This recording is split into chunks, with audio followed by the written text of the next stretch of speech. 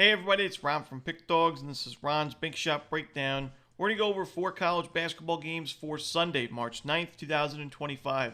Now if you like this video, make sure to hit that thumbs up button and subscribe. Put your college basketball picks in the comments section below. And if you're looking for my best bets, including my top play in college basketball each and every day, that's my Big Shot Best Bet. You can find those at the Premium Picks tab at pickdawgz.com. There's also a link in the description.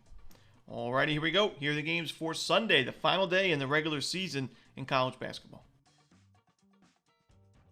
First up, we have Iowa and Nebraska. This one, 12:30 Eastern on Fox. Now, this is an interesting game here for Iowa because, or for both teams, for seeding purposes, but especially for Iowa because if they win this game, if they earn the outright upset, they'll be able to play in the Big Ten tournament. A loss and the season's over. They will not be able to make the Big Ten tourney. So it's as simple as that. Win and you're in. Loss and the season is over. And I do think that Iowa, we see that kind of sense of urgency from the Hawkeyes in this ball game. And with how well their offense has played this year, they're still a top 30 adjusted offensive efficiency team, top 20 shooting team, top 25 three-point shooting team. I think that offense is going to be able to keep the Hawkeyes in this game to cover the spread. I'm not sure they win the game outright, but when you look at the first meeting between these two, it was a 10-point win for Iowa in overtime. So yes, Nebraska is playing with revenge, but this is a Nebraska team that is not really in great form recently. They've lost 4 in a row, 5 of their last 6. I just wouldn't want to be laying this many points with Nebraska in their current form. Iowa is the better team from a shot quality perspective. And I thought Iowa played pretty competitive basketball against the conference's best team in Michigan State in that last game at home. It was a 91-84 final score in a game where Iowa had 10 offensive rebounds. They shot the ball well from the perimeter, 53% from two-point range. They had 18 free throw attempts, cashing in on 15 of those. So, we know they're a good shooting team. Take care of the basketball. I think Iowa's offense keeps them in this ball game in a must-win situation. Give me the Hawkeyes plus the points. Next up, we have North Alabama and Lipscomb in the Atlantic Sun Championship. This one, 2 p.m. Eastern, is going to be on ESPN2. Should be a great game. These are definitely the top 2 teams in this conference. Back in the regular season, it was early in conference play on January 23rd. We mentioned this could be a preview for the ASUN Championship, and here we are, both of these teams playing for an automatic bid in the NCAA tournament representing the ASUN.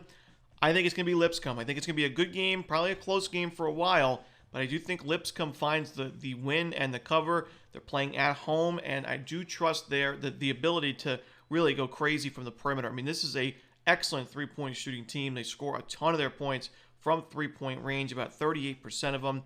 And North Alabama this season, the three-point defense overall has been solid. They only give up 32.2% to their opponents, but they give up a lot of open threes in general, giving up about 35% of their points via three-point jumpers. I think that's a problem for North Alabama.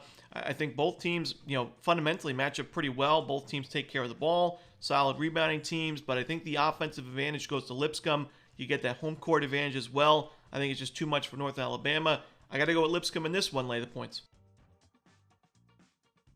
Next up, we have Oregon and Washington in the Big Ten. This one, 3 p.m. Eastern on the Big Ten Network. Now, unlike Iowa, who is also on the outside looking in for the Big Ten tournament, there is no path for Washington to make the conference tournament. They are 4-15. They would need to get to 7 wins, and they only have 1 game left. So this is their last game of the season. They're on a big-time losing streak, but they're playing a familiar foe in this game in Oregon, a team that they played competitive ball with in the first meeting. Ended up being a loss by double digits, but I still thought that Washington in that ball game, they had an early lead. They were competitive at halftime. Couldn't show up in the second half, especially in the final 10 minutes or so. But I still think Washington is going to be able to keep this game close enough to cover the spread. When you look at Oregon this season, I love backing them at home, but on the road they just haven't been great. I wouldn't want to lay points with them on the road, especially. You look at their last few true road games. They had the overtime win over Wisconsin, but still a very close game there. They barely took down Iowa by 2 points, 80-78. Lost to Michigan State by double digits. Lost to Michigan. Lost to UCLA by 26. Lost to Minnesota on the road. So I just can't lay this many points with Oregon on the road right now. Give me Washington plus the points in this one. Next up, we have UTSA and Charlotte. This one, 4 p.m. Eastern on ESPN+. I think both of these teams are better than their current record, but I like Charlotte in this matchup at home. We backed Charlotte as our bank shot best bet the other night against North Texas. that was a tie game at halftime. It was not as competitive in the second half, but still Charlotte found the cover for us in the end. And I do think Charlotte, this was a tough season for them. They lost a lot of production from last year's team, but they still are a pretty experienced team, in terms of D1 experience overall. Shot quality-wise, they're not too shabby on the defensive end. That defense, I think, has been one of the more unlucky units in college basketball this year. I mean, just take a look at that last game against North Texas.